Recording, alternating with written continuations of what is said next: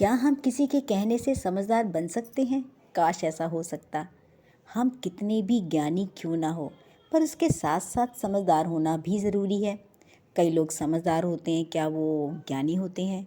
दोनों बातों का जो कॉम्बिनेशन है, आखिर कितना काम आता है? सच में कुछ मेल है इन दोनों बातों का, ज्ञानी होना और समझदार होना पर ज्ञान का ना होना। ये आपको ये कहानी बताएगी समझदार बनो, जो कि मैं निधि स्टोरी बॉक्स में आप सबको पढ़ के सुना रही हूँ। शुरू करूँ। एक राजा के दरबार में एक ज्योतिषी था। उसका एक बेटे का नाम दक्ष।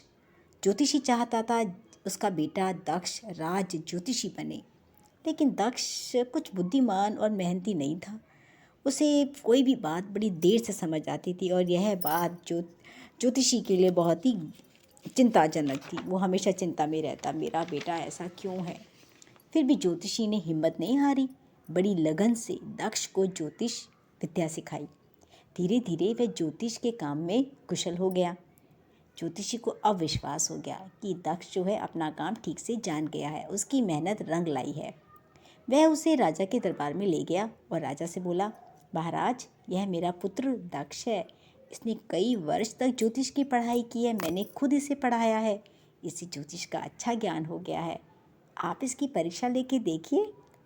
राजा ने कहा, ठीक है, हम अभी इसकी परीक्षा लेकर देखते हैं। अगर यह उसमें सफल हो गया तो हम इसे अपना राज ज्योतिषी बना लेंगे।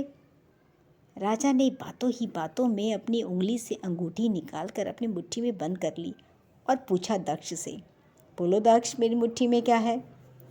दक्ष ने अपने हाथों में उंगलियों को कुछ गिना, हिसाब लगाया और बोला, महाराज, आपकी अंगूठी में तो कोई गोल चीज़ है। राजा ने कहा, बात बिल्कुल ठीक है।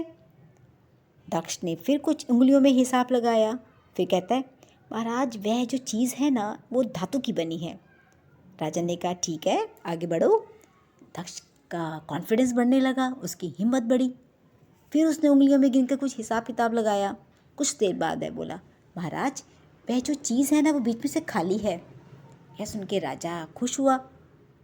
उसने कहा, लड़के को ज्योतिष ज्ञान तो है, शाबाश, अब सोच के बताओ वो चीज़ क्या है। अभी तक दक्ष ज्योतिष से हिसाब लगाकर सही सही बता रहा था। अब उसे दिमाग लगाकर यह सोचना था वो चीज़ क्या हो सकती है। गोल भी है, धातु की बनी है और बीच में से खाली है। अब उसके लिए ये बड़ी पहेली हो गई थी। बिना सोचे समझे उसने बोल दिया, कॉन्फिडेंस आ गया उसको, महाराज, आपकी मुट्ठी में ना चक्की का पार्ट है। सुनकर राजा और सब दरबारी हंस पड़े। वह बोला, दक्ष, तुम में ज्योतिष का ज्ञान तो अच्छा है, लेकिन तुम में समझ नहीं है। उत्तर देने से पहले यह नहीं सोचा, चक्की का पार्ट आदमी की मुट्ठी में नहीं आ सकता, वो बहुत बड़ा होता है। ज्ञान के साथ साथ समझदारी भी ज़रूरी है। समझदार बनो। अब राज ज्योतिषी कहते हैं, अपने बेटे को मैंने ज्ञान तो दे दिया, अब उसको समझदार कैसे बनाया जाए? तो बड़ा ही गंभीर सवाल था।